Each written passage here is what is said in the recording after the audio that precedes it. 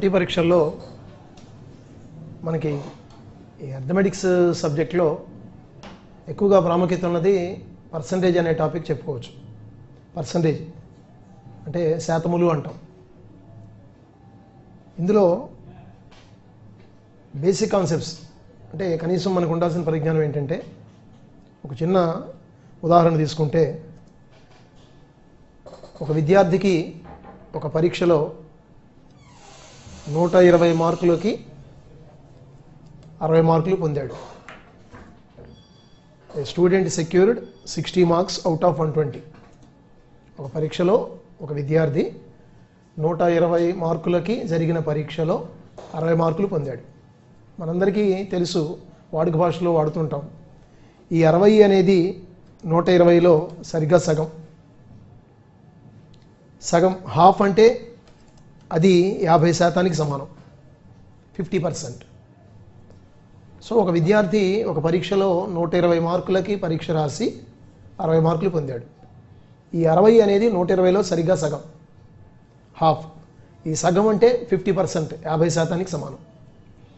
ఈ 50% సగం అనేది మనం రెగ్యులర్గా వాడతాం కాబట్టి మనం చెప్పగలుగుతున్నాం. కానీ మ్యాథమెటికల్గా మనం చేసే క్యాలిక్యులేషన్లో ఎలా ఉంటుందంటే, 60 అను సంఖ్య 120 అనే సంఖ్యలో ఎంత శాతము? సో ఇక్కడ విద్యార్థి 120 మార్కులకి పరీక్ష రాశాడు. అందులో అతనికి వచ్చిన స్కోర్ కేవలం 60 మార్కులే. సో 60 అనేది 120లో ఎంత శాతమో మనం చెప్పాలి. సో దీనికి ఆ ఫ్రాక్షన్ భిన్నం ఎలా రాస్తామంటే 60/120 × 100. సో 60 అనే సంఖ్య 120 అనే సంఖ్యలో ఎంత శాతం? సో 60/120 × 100. సో ఈ 60 ఇందులో క్యాన్సిల్ అవుతుంది. So the result is 50%. అంటే అతనికి వచ్చింది 50% మార్కులు అని చెప్పచ్చు. ఇదే పద్ధతిలో 20 రూపాయలు అనేది 80 రూపాయలలో ఎంత శాతం? అంటే ఒక ఉదాహరణ, ఒక వ్యక్తి దగ్గర 80 రూపాయల డబ్బు ఉందనుకోండి. అందులో అతను ఒక 20 రూపాయలు ఖర్చు పెట్టాడు. ఎంత భాగాన్ని ఖర్చు పెట్టాడు అంటే మనం ఏం చెప్తాం? ఈ 20 అనేది 80లో సరిగ్గా 4వ వంతు. 20 అనేది 80లో 4వ వంతు. అంటే అతను 4వ వంతు ఖర్చు పెట్టాడు అని చెప్తాం. కానీ దీన్ని శాతంలో కనుక చెప్పాలి అంటే 20 అనే సంఖ్య 80 అనే సంఖ్యలో ఎంత శాతం ఉంది చెప్పాలి. 20 అనే సంఖ్య 80 అనే సంఖ్యలో ఎంత శాతం ఉందో చెప్పాలి. అంటే 20/80 × 100 అని రాస్తాం. ఈ 20 ఇందులో 4 సార్లు క్యాన్సిల్ అవుతుంది. ఫైనల్గా మనకు వచ్చే రిజల్ట్ 25% అవుతుంది. అంటే ఇక్కడ ఒక పాయింట్ మనం గమనించాలి. అతను ఖర్చు పెట్టిన డబ్బు 20 రూపాయలు, కానీ అతని దగ్గర ఉన్న మొత్తం డబ్బు 80 రూపాయలు. 20 అనేది ఈ 80లో 4వ వంతు ఉంది. 4వ వంతు అంటే అది సరిగ్గా 25% సమానం. ఇది మనం రెగ్యులర్గా వాడేది, వాడుక భాషలో వాడేది కాబట్టి చెప్పగలుగుతున్నాం. కానీ మ్యాథమెటికల్గా మనం చేయాల్సిన క్యాలిక్యులేషన్ ఎలా ఉండాలి? 20 అనేది 80లో ఎంత శాతం ఉంది అంటే 20/80 × 100 అని రాస్తాం. ఇది జనరల్గా మిగతా ఎగ్జాంపుల్స్లో ఎలా చేయొచ్చు అంటే ఇలా రాయొచ్చు. ఏ అనే సంఖ్య బి అనే సంఖ్యలో ఎంత శాతం ఉంది? ఏ అనే సంఖ్య లేదా ఏ అనే రాశి బి అనే రాశిలో ఎంత శాతం? A is what % of B. So A/B × 100 అని రాస్తాం. ఏ అనే రాశి బి అనే రాశిలో ఎంత శాతం ఉంది? సో ఇంతకుముందు మనం తీసుకున్న ఉదాహరణలో 20 రూపాయలు అనేది 80 రూపాయల్లో ఎంత శాతము? సో ఏ అనేది బిలో ఎంత శాతం ఉంది? సో A/B × 100 అని రాస్తాం. సో ఈ శాతములు పర్సంటేజ్ అనే దాంట్లో ఈ పాయింట్ మనకి చాలా ముఖ్యమైనది. తర్వాత ఇంకో ఉదాహరణ, ఒక తరగతిలోని విద్యార్థులు 40 మంది నుండి 60 మందికి పెరిగారు. ఒక తరగతిలోని విద్యార్థుల సంఖ్య 40 నుంచి 60కి పెరిగింది. ఇక్కడ మనం 2 క్వశ్చన్స్ రాసుకోవాలి. విద్యార్థుల సంఖ్య ఎంత పెరిగింది అంటే 20 మంది పెరిగారు అని చెప్తాం. ఒక తరగతిలోని విద్యార్థుల సంఖ్య 40 నుంచి 60కి పెరిగింది అంటే తరగతిలో విద్యార్థులు ఎంతమంది పెరిగారు? 20 మంది పెరిగారు. కానీ ఈ 20 అనేది 40లో సరిగ్గా సగం, సగం హాఫ్ అంటే దట్ ఈజ్ ఈక్వల్ టు 50%, 50% సమానం. సో ఇక్కడ మనం అబ్జర్వ్ చేసిన పాయింట్ ఏంటంటే ఒక తరగతిలోని విద్యార్థుల సంఖ్య 40 నుండి 60కి వెళ్ళింది. అంటే ఎంతమంది పెరిగారు? 20 మంది పెరిగారు. ఈ 20 మంది 40 మందిలో సరిగ్గా సగం, అంటే 50% పెరిగినట్టు. సో ఇక్కడ మనం 2 ప్రశ్నలు వేసుకోవాలి. తరగతిలోని విద్యార్థుల సంఖ్య ఎంత పెరిగింది? 20 పెరిగింది. తరగతిలోని విద్యార్థుల సంఖ్య ఎంత శాతం పెరిగింది? అంటే 50% పెరిగింది అంటాం. ఈ ఉదాహరణలో, ఈ ఎగ్జాంపుల్లో ఈ 20 అనేది 40లో సగం కాబట్టి హాఫ్ అనేది 50% అనేది మనం రెగ్యులర్గా ఎక్కువగా వాడేది కాబట్టి చెప్పగలుగుతున్నాం. కానీ ఒక ఫార్ములా లాగా మనం కనుక కావాలంటే ఇలా తీసుకోవచ్చు. పెరుగుదల శాతము ఈజ్ ఈక్వల్ టు పెరుగుదల బై మొదటి విలువ ఇంటూ 100. పెరుగుదల లేదంటే తగ్గుదల శాతం కూడా ఇలానే చెప్పచ్చు. లేదా జనరల్గా చెప్పాలంటే మనం మార్పు శాతము, మార్పు అంటే ఒక వస్తువు పెరిగిన మార్పే తగ్గిన మార్పే. సో మార్పు శాతము ఈజ్ ఈక్వల్ టు మార్పు బై మొదటి విలువ ఇంటూ 100. ఈ ఎగ్జాంపుల్లో మొదటి విలువ 40, తరగతిలోని విద్యార్థుల సంఖ్య 40, ఇప్పుడు అది 60 అయింది. అంటే మార్పు ఎంత? 20 బై మొదటి విలువ 40 ఇంటూ 100 అని రాస్తాం. సో మార్పు బై మొదటి విలువ ఇంటూ 100. సో 20 ఇందులో 2 సార్లు క్యాన్సిల్ అవుతుంది. దాని నుంచి మనకు వచ్చే ఫైనల్ రిజల్ట్ 50% అవుతుంది.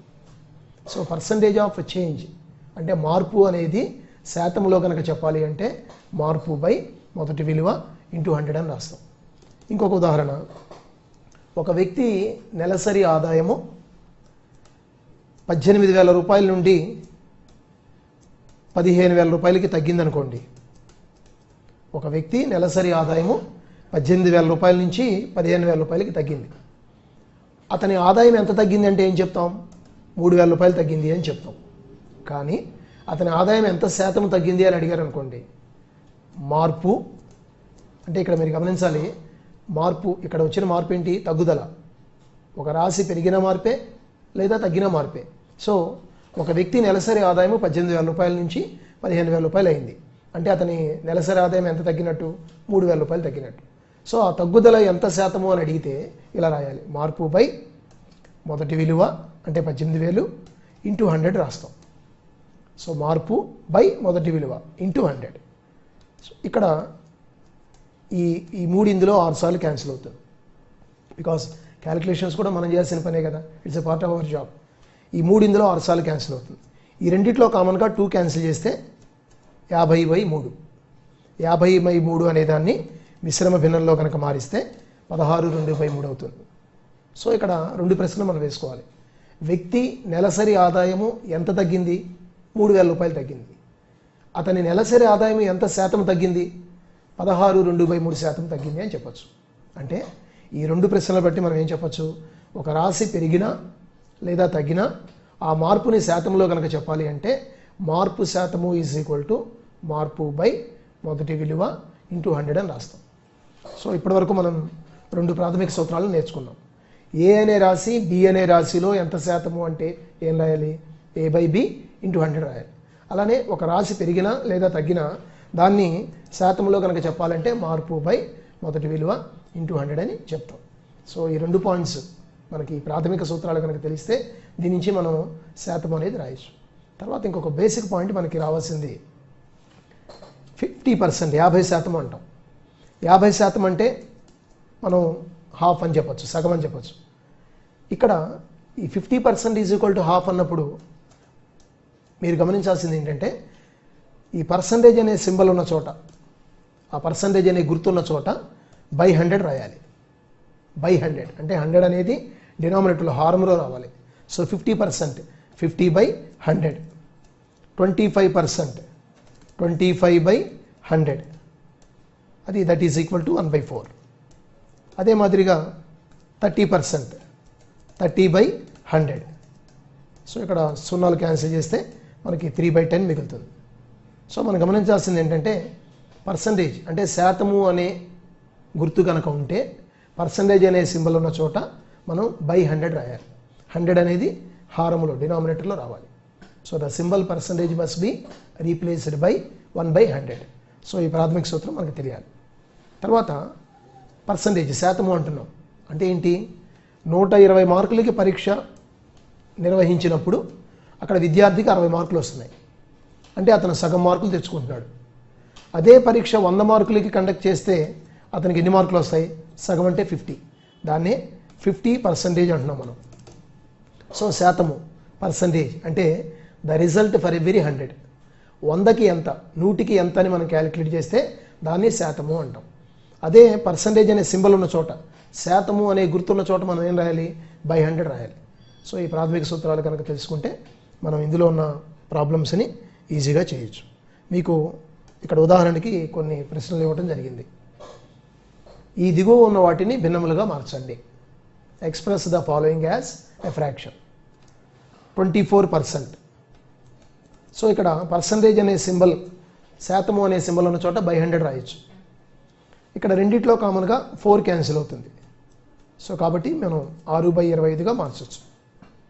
ఇక్కడ మిమ్మల్ని అడిగిన ప్రశ్నలో ఏమడిగారు? ఈ దిగువ ఉన్న వాటిని భిన్నములుగా మార్చండి అన్నాడు. కాబట్టి 24/100, 24/100. ఈ రెండిట్లో 4 క్యాన్సిల్ చేస్తే 6/25 అయింది. అలానే 3.6%. 3.6. సో పర్సంటేజ్ అనే సింబల్, శాతము అనే చిహ్నం ఉన్న చోట బై 100 రాస్తాం కదా. కాబట్టి 3.6/100 అయింది.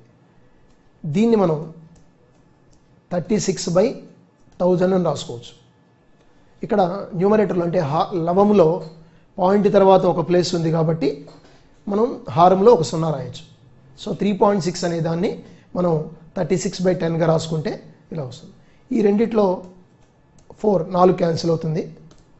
ఈ రెండిట్లో కామన్గా 4 క్యాన్సిల్ చేస్తే మనకు వచ్చే రిజల్ట్లో 9/250 అవుతుంది.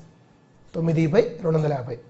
సో పర్సంటేజ్ అనే సింబల్ ఉన్న చోట, శాతము అనే సింబల్ ఉన్న చోట మనం బై 100 రాస్తే సరిపోతుంది. అలానే 16%. 16/100. ఈ రెండిట్లో కామన్గా 4 క్యాన్సిల్ అవుతుంది కాబట్టి 4/25కి సమానం అది. అలానే దాని తర్వాత 16/3%. సో ఇది మనకి ఒక మిశ్రమ భిన్నం రూపంలో ఇవ్వడం జరిగింది. మిశ్రమ భిన్నాన్ని ముందు మనం క్రమభిన్నంలోకి మార్చుకోవాలి. 3 × 16, 3 × 16 అంటే 48. 48 + 2 అంటే 50/3. 16/3, 16/2/3 అంటే అది 50/3కి సమానం. మరి దాని పక్కన పర్సంటేజ్ అనే సింబల్ ఉంది కదా. సో పర్సంటేజ్ అనే సింబల్ ఉన్న చోట 1/100 రాయాలి మనం. ఆ 100 అనేది హారంలో డినామినేటర్లో రావాలి. సో 16/2/3ని 50/3గా రాయొచ్చు. పర్సంటేజ్ అనే సింబల్ ఉన్న చోట 1/100 రాస్తాం. సో ఈ 50 ఇందులో సరిగ్గా 2 సార్లు క్యాన్సిల్ అవుతుంది కాబట్టి మనకు వచ్చే ఫలితం 1/6 అవుతాం. సో ఇలా మనకిచ్చిన వాటిని భిన్నములుగా మార్చుకోవచ్చు. అలాగే ఇందులో మనకిచ్చిన చివరి ఉదాహరణ 66/2/3%. మీరు గమనించండి, ఇది కూడా ఒక మిశ్రమ భిన్నం రూపంలో ఇవ్వడం జరిగింది. ఇక్కడ 3 × 66 అంటే 198 + 2. సో 66/2/3ని మనం 200/3గా రాయొచ్చు. దాని పక్కన శాతము అనే సింబల్ ఉంది కదా, పర్సంటేజ్ అనే సింబల్ ఉంది కాబట్టి అక్కడ మనం 1/100 రాసుకోవచ్చు. కాబట్టి మనకు వచ్చే ఫైనల్ రిజల్ట్ 2/3 అవుతుంది. ఇలా మన దగ్గర ఉన్న వాటిని పర్సంటేజ్ అనే చోట 1/100 అని రాసి మనం భిన్న రూపంలో రాయొచ్చు. అలాగే కొన్ని ఎగ్జాంపుల్స్లో మనకి ఈ దిగువన ఉన్న వాటిని దశాంశములుగా మార్చమన్నాడు. Convert each of the following as a decimal. గతంలో మనం భిన్నాలుగా మార్చాం, ఇక్కడ మనం దశాంశములుగా మార్చాలి. 22% అంటే దీన్ని మనం 22/100 అని రాసుకోవచ్చు. మీ అందరికీ తెలుసు, హారములో డినామినేటర్లో కనుక 100 కనుకుంటే మనం పాయింట్ తర్వాత 2 దశాంశ స్థానాలు వచ్చేట్టుగా రాయొచ్చు. అంటే దాన్ని మనం 0.22గా రాయొచ్చు. దీన్నే మనం వాడుక భాషలో 0.22 అంటాం. అలానే రెండవ ఉదాహరణ 0.22%. 0.22%. సో 0.22 అనే దాన్ని మనం 22/100గా రాయొచ్చు. 22/100. కానీ దీని పక్కన పర్సంటేజ్ అనే సింబల్ ఉంది కదా. సో ఆ పర్సంటేజ్ అనే సింబల్ ఉన్న చోట 1/100 రాస్తాం. సో 0.22 అంటే దాన్ని 22/100 అని రాయొచ్చు. పర్సంటేజ్ అనే సింబల్ ఉన్న చోట బై 100 రాయొచ్చు. అంటే దీని రిజల్ట్ మనకి ఎలా ఉంటుంది? 22/10,000, 22/10,000. దీన్నే మనం దశాంశ రూపంలో మార్చాలి కాబట్టి దశాంశ రూపంలో మార్చినప్పుడు ఇప్పుడు కూడా మనకి డినామినేటర్లో హారంలో కనుక జీరోస్ ఉంటే కొంచెం ఈజీగా ఉంటుంది. సో దీన్ని మనం 0.0022 అని రాయొచ్చు. ఎందుకని? ఈ హారంలో ఎప్పుడైతే మనకి 4 సున్నాలు ఉన్నాయో మనకు వచ్చే రిజల్ట్లో కూడా పాయింట్ తర్వాత అంటే దశాంశ స్థానంలో 4 ఉండాలి. కాబట్టి ఈ రిజల్ట్ ఎంత అవుతుంది? 0.0022 అవుతుంది. అలానే దీని తర్వాత ఉదాహరణలో 50%, 50% అని ఇచ్చారు. 50% అంటే 50/100 అని రాస్తాం. సో దాని వాల్యూ 5/10 అంటే 0.5కి సమానం అవుతుంది. ఇక్కడ మీరు గమనించండి, మనకి కావాల్సిన ఆన్సర్ని భిన్న రూపంలో కాదు మనం ఇవ్వాల్సింది, దశాంశ రూపంలో ఇవ్వాలి. కాబట్టి 5/10 అనే దాన్ని 0.5గా రాస్తున్నాం. అలాగే దాని తర్వాత ఉదాహరణ 1/4%. ముందుగా ఈ 1/4 అనే దాన్ని దశాంశ రూపంలో రాస్తే 0.25 అవుతుంది. 1/4 అనే దాన్ని దశాంశ రూపంలో కనుక రాస్తే 0.25. మరి ఇక్కడ శాతము అనే గుర్తుంది కదా, పర్సంటేజ్ అనే సింబల్ ఉంది కాబట్టి బై 100 రాస్తాం. కాబట్టి మనకు వచ్చే ఫలితం 0.0025 అవుతుంది. 1/4 అనే దాన్ని దశాంశ రూపంలో రాస్తే 0.25. ఇక్కడ శాతము పర్సంటేజ్ అనే సింబల్ ఉంది కాబట్టి బై 100 రాస్తాం. సో మనకు వచ్చే ఆన్సర్ 0.0025 అవుతుంది. అలానే దాని తర్వాత ఉదాహరణ 1/5% ఇచ్చారు. ముందుగా 1/5 అనే దాన్ని దశాంశ రూపంలో రాస్తే 0.2. మరి శాతము పర్సంటేజ్ అనే సింబల్ ఉంది కాబట్టి బై 100 రాస్తాం. సో 0.2/100 అంటే దాని విలువ మనకి 0.02 అవుతుంది. ఎందుకని? ఈ హారంలో ఎప్పుడైతే 100 ఉందో అంటే ఇక్కడ 2 సున్నాలు ఉన్నాయి కాబట్టి ఈ దశాంశ స్థానాలు ఇంకొక 2 అదనంగా పెరగాలి. ఇక్కడ 0.2 ఆల్రెడీ మనకి ఒక దశాంశ స్థానం ఉంది కాబట్టి మనం అదనంగా ఇంకో 2 దశాంశ స్థానాలని చేర్చాలి. కాబట్టి 0.002 అనేది ఫైనల్ ఆన్సర్ అవుతుంది. సో ఇలా మనం ఈ శాతము అనే పర్సంటేజ్ అనే సింబల్ ఉన్న చోట బై 100 కనుక రాస్తే మనకి ఇచ్చిన దాన్ని భిన్న రూపంలో కానీ లేదా దశాంశ రూపంలో కానీ మార్చడానికి అవకాశం ఉంటుంది. ఈ 2 ఉదాహరణలు మనం చూసాం. ఇప్పుడు నెక్స్ట్ తర్వాత ఎగ్జాంపుల్లో 16 రూపాయలలో 2% విలువ ఎంత? 16 రూపాయలలో 2% విలువ ఎంత? ఇక్కడ 16 రూపాయలు అనేది మనకిచ్చిన రాశి, అందులో మనం 2% విలువ చెప్పాలి. 2% అంటే 2/100.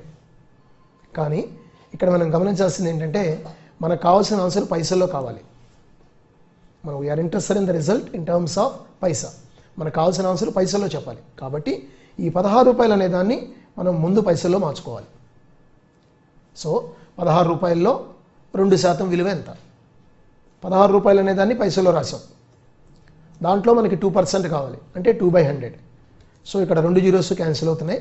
మనకు వచ్చే ఆన్సర్ 32 పైసలు ఆన్సర్ అవుతుంది.